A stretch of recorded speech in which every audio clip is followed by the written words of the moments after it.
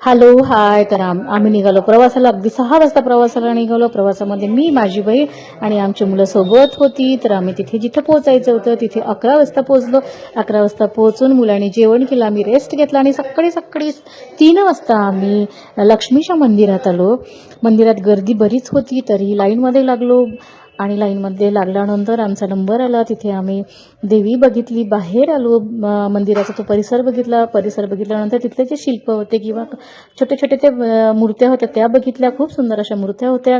त्याच्यानंतर आम्ही रूमवर आलो. रूमवर येऊन रेस्ट केली आणि आम्ही ज्या कामासाठी आलो ते म्हणजे छत्रपती सभागृहामध्ये तिथे गेलो. कारण जी माझी लहान बहीण आहे तिला छत्रपती शाहू महाराज जीवन गौरव पुरस्कार हा मिळणार होता. त्यामुळे आम्ही तिथे पोचलो. तो कार्यक्रम संपन्न झाला. तिला पुरस्कार मिळाला.